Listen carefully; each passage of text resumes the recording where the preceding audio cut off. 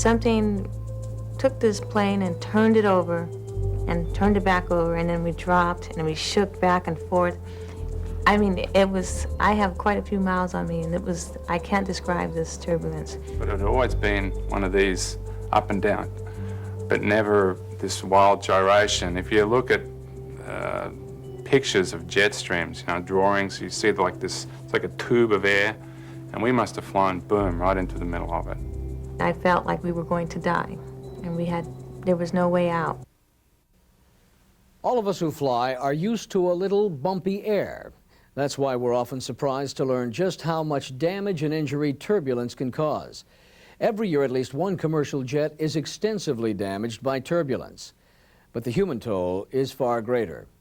In non-fatal accidents, turbulence is the leading cause of injury to airline passengers and flight attendants. And I remember just crawling and grabbing like this because I wanted to get to my jump seat, and the next thing I know, I was off the ground and I was reaching for the seat backs themselves.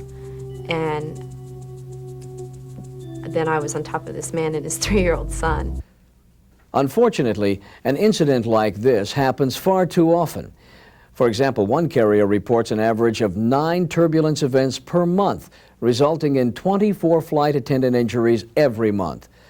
We have every reason to believe these numbers are typical, so it's easy to see that we have a serious problem. This video will take a closer look at how we can effectively reduce turbulence-related injuries and damage. We'll begin by looking at the causes of turbulence and how it affects the aircraft, crew members, and passengers. We'll review the factors that affect turbulence encounters and see what crew members can do to ensure the safety of everyone on board. Turbulence is defined as the violent, irregular motion of air currents over a short distance.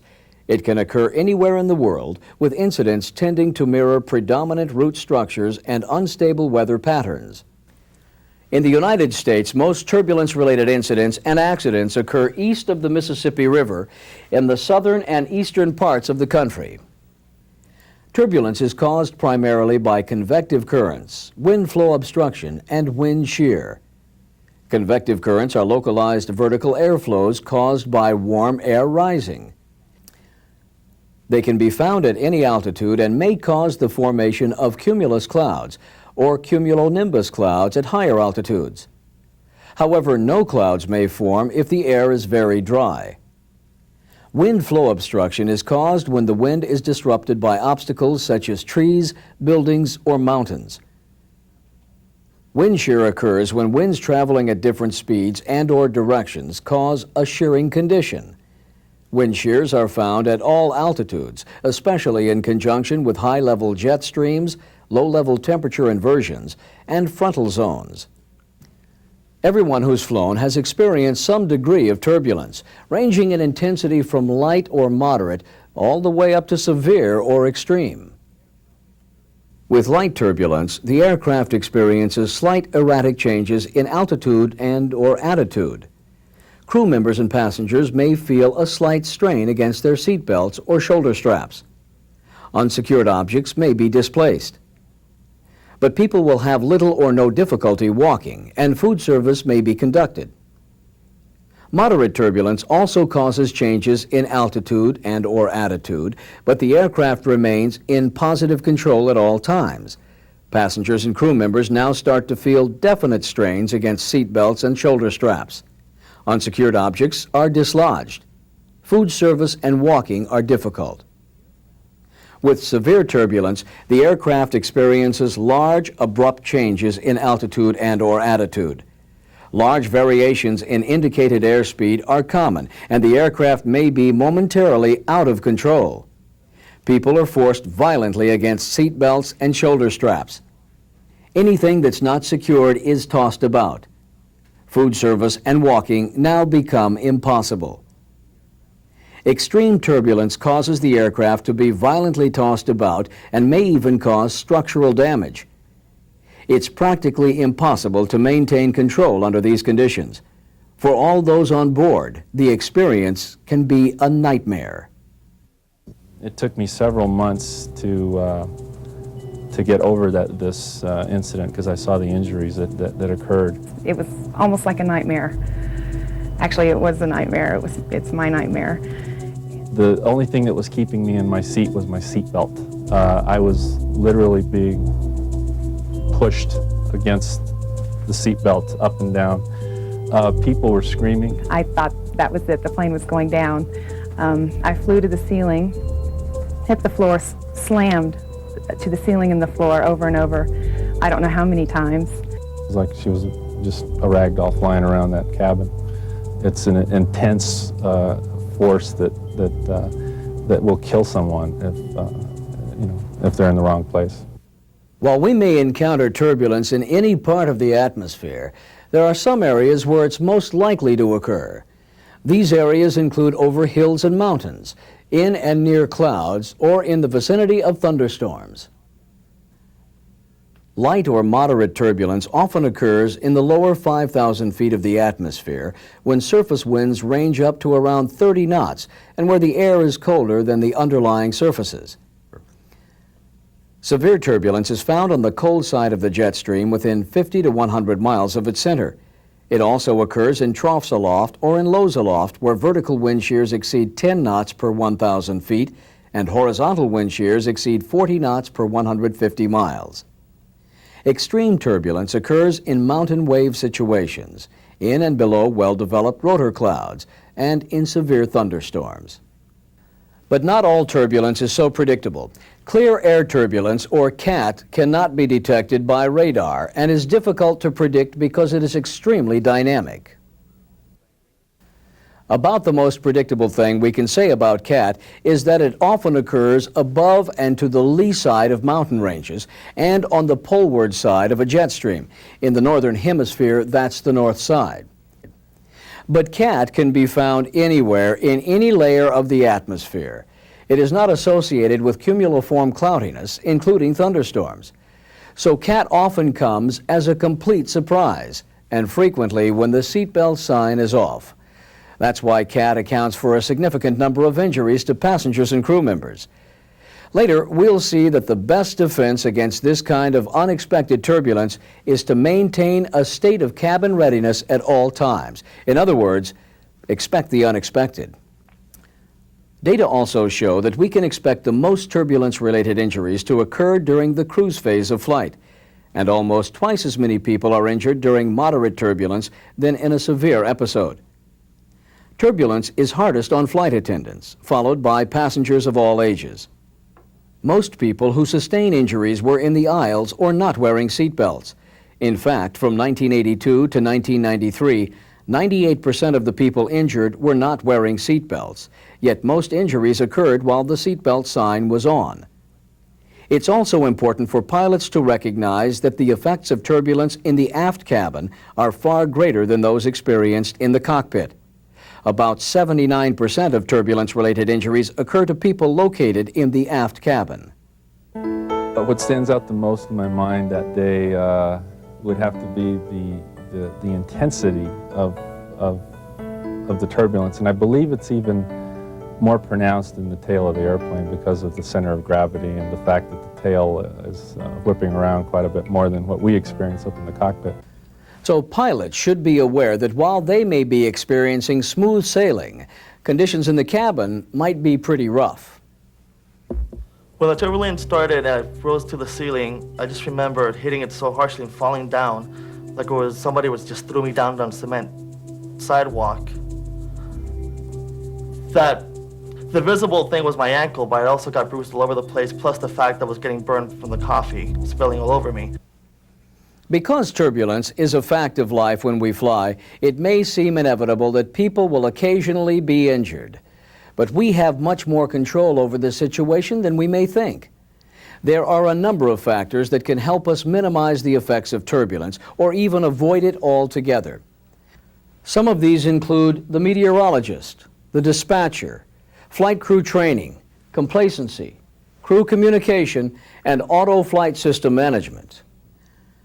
One way for flight crews to avoid turbulence is to consult turbulence forecasts and summarized reports produced by government or company meteorologists. Use these reports to become familiar with potential hazard areas. The dispatcher also plays a key role in avoiding turbulence encounters. The dispatcher is in the best position to gather incoming weather information from many available sources and should issue a release and flight plan to avoid forecasted areas of significant turbulence. In addition, the dispatcher should transmit new information to the flight that might affect its safety. Flight crew training also affects the outcome of a turbulence encounter. Training must be upgraded to provide the knowledge or skills to deal effectively with the turbulence threat. Complacency is another major factor in turbulence-related injuries. Crew members become complacent simply because turbulence is so common and because many encounters seem insignificant. But as the following real-life incident shows, a flight crew that's complacent about entering areas of turbulence can endanger everyone on board. When cruising between layers, we noticed some activity on the radar along our route of flight. I thought about making a PA and turning the seatbelt sign back on. I also thought about asking ATC for a deviation, but what we saw on the radar didn't appear like very much, so I felt there was no hurry. 10 to 15 miles before reaching the displayed weather, we encountered severe turbulence. It was a very rough ride, and the aircraft lost about 500 feet of altitude. The flight attendant was not seated and ended up on the floor. Complacency can also affect passengers because they simply don't know how much damage turbulence can cause. Besides, they see flight attendants moving around while the seatbelt sign is on, so don't see the harm in doing the same thing. And we also encounter culture and language differences. Some people may not understand the seatbelt message or may be used to ignoring it in their own countries. So it's crucial to make sure that all passengers understand the importance of wearing their seatbelts and do so. Communication between the cabin and cockpit also plays a vital role in the outcome of turbulence encounters. The cockpit crew must inform the cabin crew of impending turbulence, just as the cabin crew must inform the pilots of conditions in the cabin. And the cabin crew should understand that they may have to secure the cabin or seat themselves without orders from the cockpit. Improper use of auto-flight systems is yet another factor in turbulence-related incidents. Later, we'll review how to manage the auto-flight system to minimize the impact of turbulence on the aircraft and its occupants. But for now, listen to the following real-life incident for a better understanding of what can happen when the flight controls are not properly used. The flight encountered moderate turbulence during cruise at flight level 330. A lateral gust induced a roll of about 30 degrees during which the autopilot was disconnected. The wings were rolled level, then to approximately 32 degrees in the opposite direction. The pitch attitude, responding to elevator inputs, increased steadily to about 16 degrees nose up, and the aircraft stalled and pitched down. The pilot continued to apply nose-up elevator deflection as the aircraft nose was dropping due to stall. Aileron and elevator control deflections commanded by the pilot resulted in excessive roll and pitch excursions and at least 4 aerodynamic stalls over a period of about 2 minutes 45 seconds. The pilot thought that the aircraft was experiencing severe turbulence rather than recognizing that he was inducing buffet as a result of a stall. In addition to these factors that affect turbulence encounters, there are many direct actions that the crew members can take, either to avoid turbulence or to reduce its impact. For example, while at the dispatch office, pilots are advised to analyze pilot reports and weather data to plan a route that will avoid turbulent areas. Many computer flight plans contain vertical and horizontal shear information which may pinpoint the location of turbulence. Avoid flying into areas where vertical shears exceed 6 knots per 1,000 feet or where horizontal shears exceed 40 knots per 150 miles. But flight planning may not always accurately predict the location of all areas of turbulence. Therefore, it may often be necessary to take steps to avoid turbulence once airborne, and that becomes a more complex issue involving the aircraft's radar, ATC assistance, and the experience and knowledge of the flight crew. If the aircraft's radar detects echoes more than 100 miles away, They most likely indicate areas of significant weather. Make detours to avoid these areas at the earliest possible time. Note that ATC controllers can detect areas of precipitation, but do not yet have the radar capability to differentiate these areas from severe storms. Overfly thunderstorms if it's possible to clear storm tops by at least 10,000 feet and never less than 5,000 feet. Remember that a thunderstorm in the building stage may grow at over 6,000 feet per minute and contain severe turbulence well above it. Also remember that when climbing to higher altitude for smoother air, the margin to buffet onset is reduced. Many turbulence encounter incidents and accidents have occurred near the limits of the aerodynamic envelope, as you'll see in the following incident. While cruising at flight level 330, I experienced continuous light chop and thought about climbing to flight level 370 for a smoother ride. I checked the performance data and found that the operation at flight level 370 was in a narrow range between low and high-speed buffet for our gross weight at G-loads of 1.25 at a 37-degree bank angle. Since I didn't anticipate such G-loads or bank angles, I asked for and received clearance to flight level 370.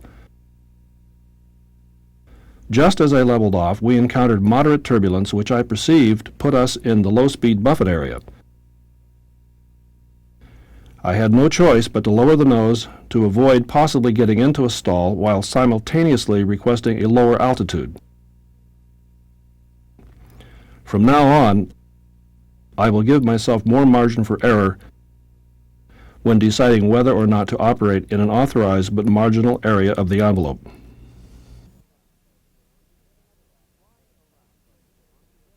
Flying around thunderstorms is yet another option when it comes to avoiding turbulence. Choose to fly around the upwind side if possible, because the downwind side may contain severe turbulence above or below the anvil line. If downwind deviation is necessary, avoid the main body of the storm by at least 1 mile per knot of wind at flight level. As we mentioned earlier, clear air turbulence cannot be detected by ground-based or on-board radars. Known areas of CAT are broadcast by pilot reports or significant meteorological reports. Even when it's not possible to avoid turbulence, there are still many things crew members can do to minimize injury. Pilots should brief flight attendants at the earliest possible time.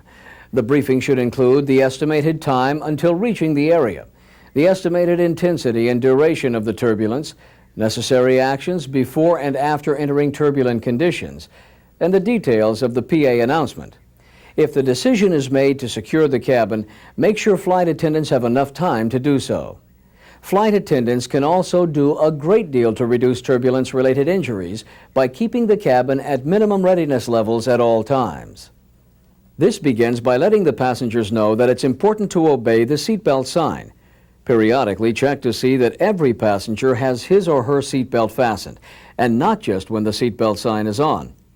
Many passengers, especially children, aren't aware of the potential for injury during turbulence, so they simply ignore the seatbelt sign and the PA announcements. Also check overhead bins to ensure that they're properly latched.